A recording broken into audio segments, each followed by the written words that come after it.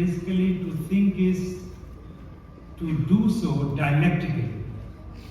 Now, what does it mean? It means the following. To speak only of Islamophobia is not to think dialectically.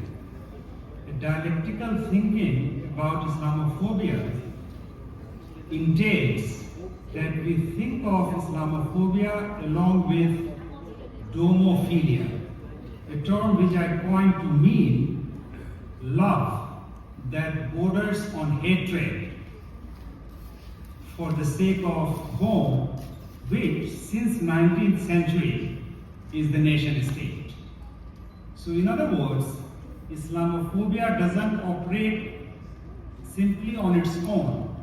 There is a dialectical relationship with a counter concept or counter idea which is called domophilia. So when we speak about Islamophobia, we should think simultaneously about domophilia. Now, most people think that Islamophobia began after 9/11. This is simply incorrect. In one account, Islamophobia was for the first time used in French as Islamophobie during World War I. Okay? In 1918, Dine and Sulaiman bin Ibrahim used it for the first time in their book called The Life of Muhammad, the Prophet of Allah. And Dine and Ibrahim deployed Islamophobia to show Europe's hostility to Islam.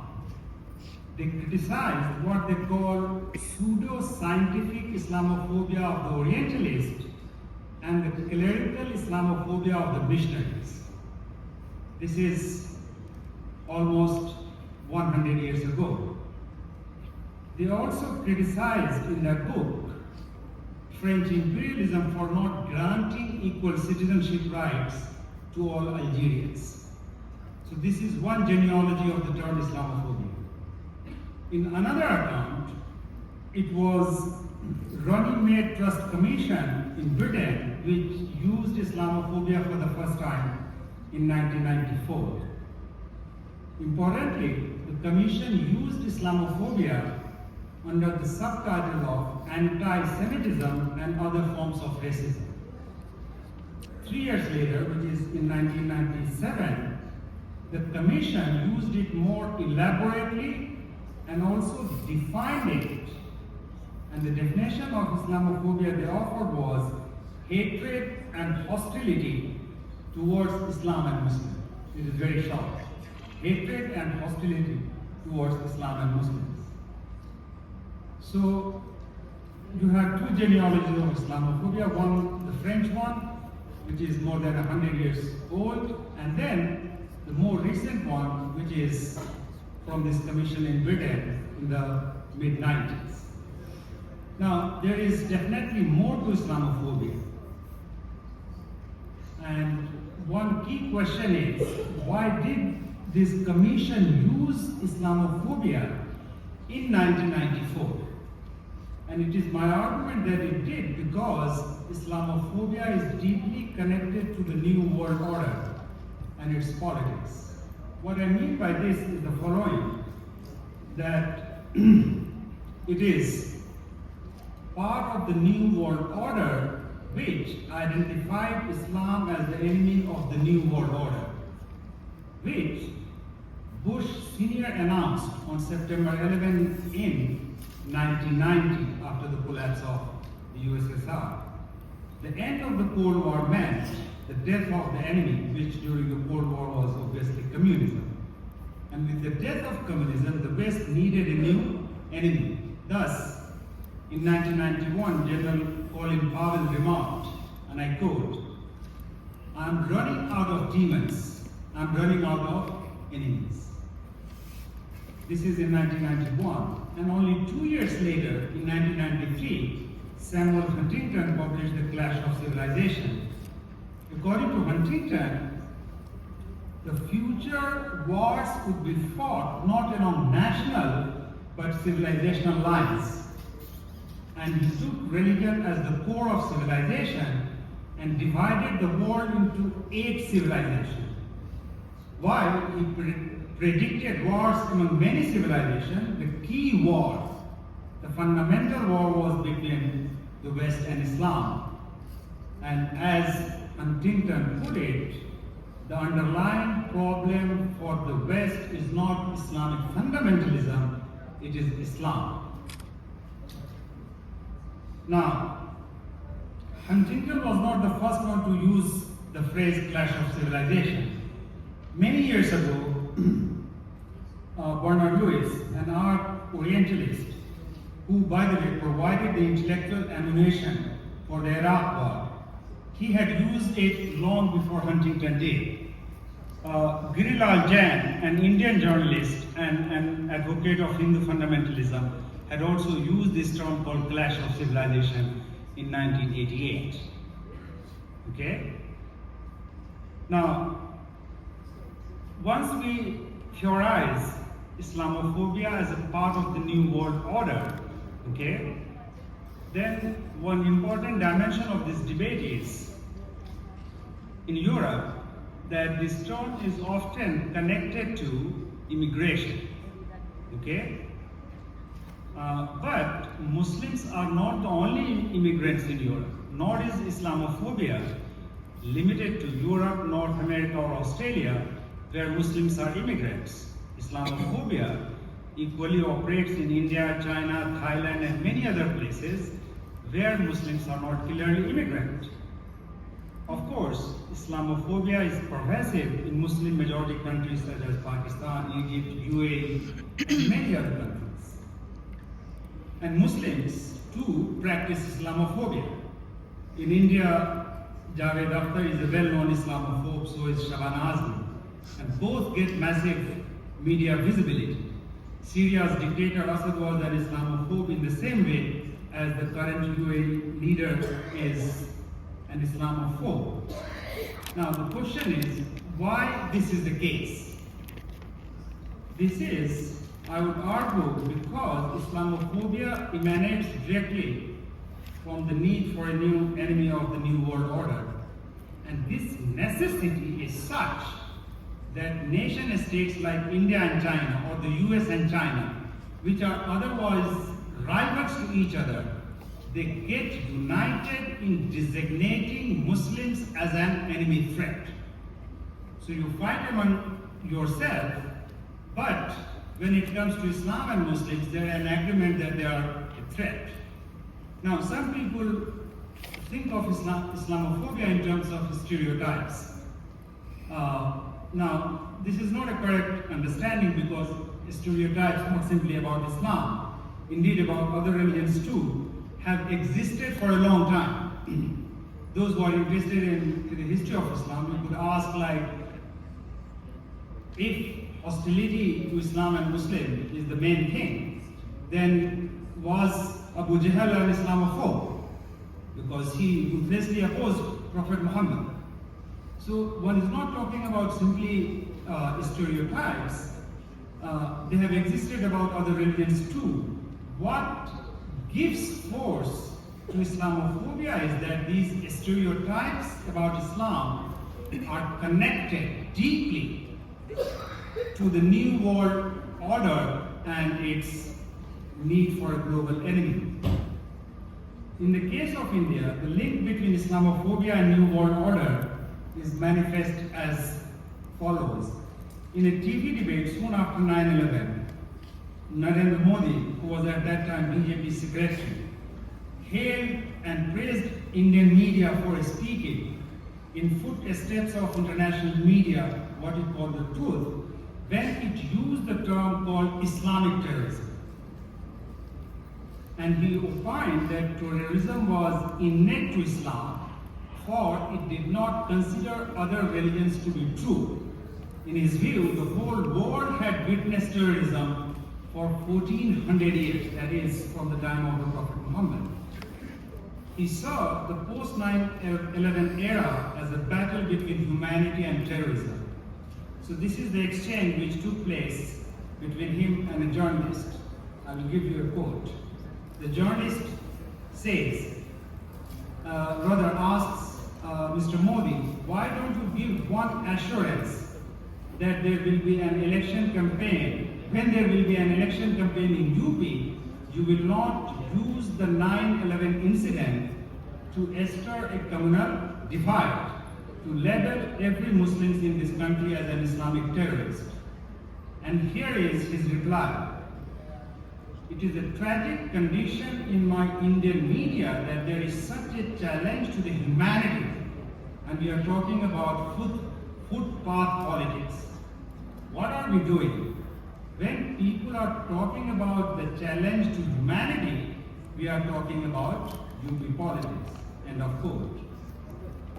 Now, the key word in his response is humanity, pitted against terrorism.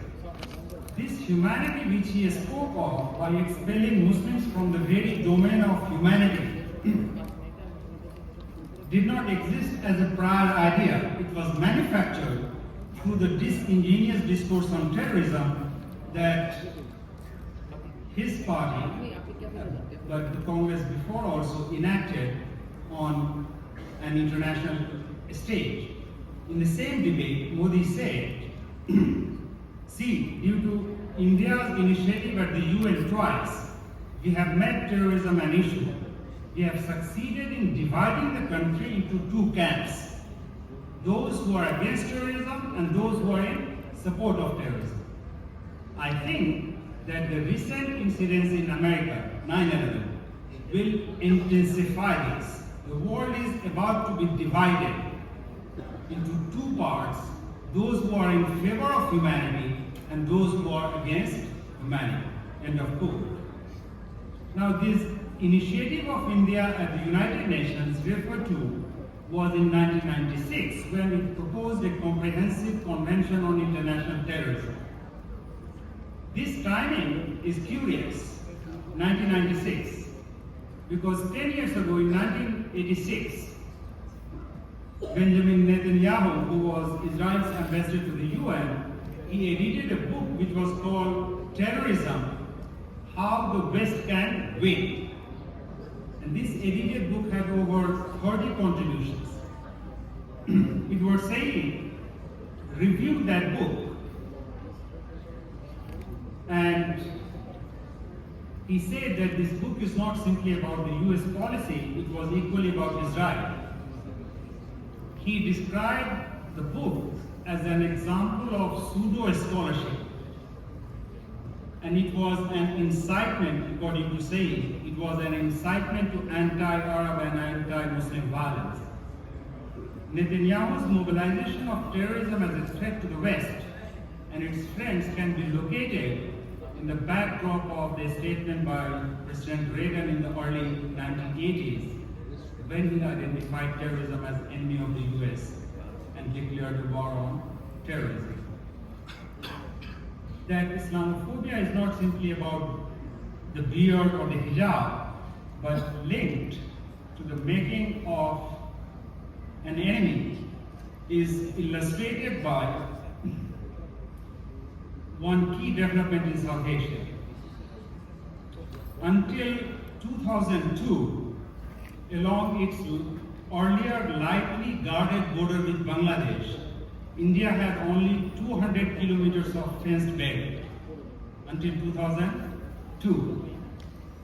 Between 2002 and 2011, India completed fencing 2,734 of its 4,096 kilometers of its borders. And this is very crucial. The whole thing has happened between 2002 and 2011. Now, the usual party politics that, okay, this is Congress versus BJP, there is a distraction. Now, we need to ask this question, why was this border built? And what were the logic implied? So in an important book written by an American geographer, Ricky Jones, the book is titled Border Walls. So he went and also interviewed the people on both sides of the border and asked them what is the reasoning behind the justification of border making. And this is quite chilling. So he interviewed some Hindus on the Indian side of the border. And one interviewee, he made a direct connection between terrorism and Islam. And this guy is, by the way, college-educated Hindu. And he told Ricky Jones, and I quote, here, meaning India, we think that our next generation needs to be able to feed themselves. They, meaning Muslims in Bangladesh, they irrationally have 10 or 12 children and think Allah will take care of them. When we consider science, they just say Allah. They do not understand what friendship means. All over the world, terrorism is carried out by Muslims. Bin Laden, Saddam Hussein, Taliban. End of quote. Another interviewer who was a Hindu male shopkeeper, he said, President Bush is doing something about it, meaning terrorism. We support America because we are in the same situation. We realize that terrorism is beginning here and it is coming from Bangladesh. So these were the justifications mobilized to building of the walls between 2002 and 2011. Now, of course, the general narrative is that unlike with Pakistan, India did not have any war with Bangladesh. It is also a friendly country. So why do you build this wall? What I have been arguing until now is that this was done in the wake of war on terror, and Islamophobia is not simply a stereotype, it is manifesting a strong policy-oriented building of walls, fenced barriers and so on. But what is crucial is the depictions of Muslim here, these two quotes that I gave you, Muslims appear as a barbarian, fanatic, irrational, and carriers of terrorism. And you remember Hirenmai Karlekar, he wrote a book after 9/11 which is called Bangladesh, New Afghanistan, right? So it is, so this physical border making based on the logic of fighting terrorism is also a symbolic border making in which Islam and Muslims appear as the main threat. So my contention that Islamophobia is integral to the New World Order leads me to making the second argument, which is that we must think of it in relation to the notion of the making of home and love for home. That is domophilia. You see, domo and philia is love. Domo is a Latin Greek word. I suppose probably in Bangladesh you will also have this certificate which is called domicile certificate. So it is from the same word, okay? Now this love for home, at least since 19th century, it has become synonymous with the nation state. And both nationalism and democracy are largely national territorial. That is, Islamophobia goes hand in hand with love for nation state. So now we are talking about not simply Islamophobia, but dialectically relating it to the notion of domophilia. So not only are nation states and home synonyms, nearly everything is nationalized. Knowledge is no exception. Disciplines like sociology, anthropology, and history, they were supposed to historicize or sociologize nation state. However, under nationalism, these disciplines themselves became nationalist. So consider the names of some famous journals: Australian Journal of Political Science, British Journal of Sociology, German History, American Anthropologist, Contribution to Indian Sociology. Even the air stands nationalized. Air France, Air India, British Airways. Another example of this domophilia in the context of globe as well as South Asia. You see, what is currently BBC Radio 4, in the past it was called Home Program. And this Home Program was contraposed to BBC's Foreign Service. So this juxtaposition of home marked by us here and them for an other is important. The notion of nation as home is unthinkable without its other, internal as well as external. To the German philosopher Johann Fichte, interior frontiers were the essence of the nation. In early 2002, I was conducting anthropological fieldwork in India when over 2,000 Muslims were killed in Gujarat. Now, after that anti-Muslim pogrom, a conference was organized in Aligarh, and that was the place where I was doing my fieldwork. So a speaker at the conference explained the massacre of Muslims as follows. The killers hacked Muslims to death because they considered Muslims as tenant, kirayadar. They considered Muslims as tenant living in India rather than India being the home of Muslims. So this is the juxtaposition. You are tenant, but you are behaving as if you own the home, and therefore the pogrom was like teaching a lesson to them, know your place. Now, this need to declare love for home has only increased under globalization. And you might find it contradictory because people were talking about borderless village or borderless global village. Now, precisely at a moment when the world is being thought of in terms of borderless world, you have intensive rise of nationalism, and they were deeply ethnic. So in this sense, globalization and domophilia, the love of the nation state, it goes hand in hand. The French anthropologist Marc Aub calls non-places of supermodernity. In this non-places of supermodernity, actually the need for love for home is only heightened rather than decreased. Now here we have a critical concept which is secularization. So of course before 19th century, European Christians did think about the world hereafter. So you have a concept called earthly home, which is here, but there is always a notion of heavenly home, which comes after death. What happened as a result of secularization, the loss of faith in heavenly home led to further increase in the love for earthly home, which is the nation state. And therefore, and you will find this, for example, in concepts which are very popular in Europe, in a very negative way, I would say, the slogans of Fortress Europe, Euradia.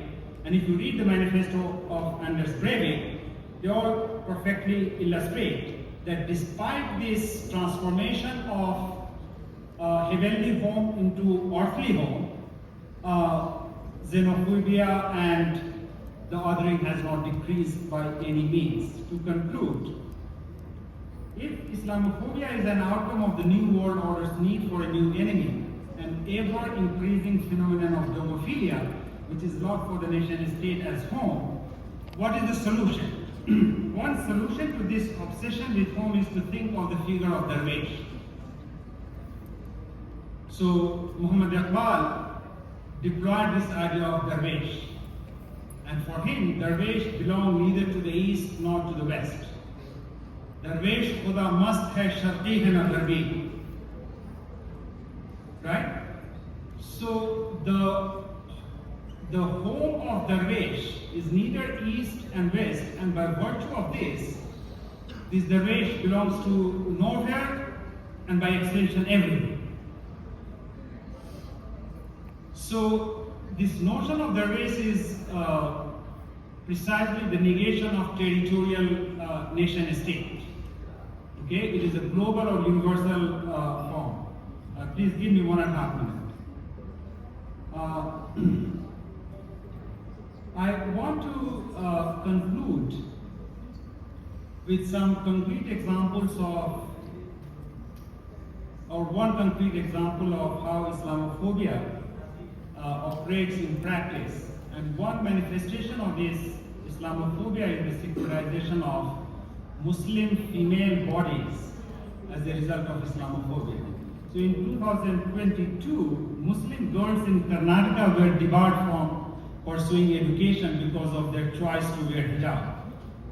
And very few feminists in India launched any significant protest against such a denial, showing how the so-called post-colonial feminism continues to be loyal to colonialism. So in place of colonial logic of what Spivak had said before, which is a famous quote, white men saving brown women from brown men. Today, what we see is this: blessed by both white men and women, Hindu men and women together are engaged in saving Muslim women from Muslim men. So the fact that such an incident as the one in Karnataka debarring Muslim women from pursuing education, it happens in India only shows that the world's largest democracy is also the biggest storehouse of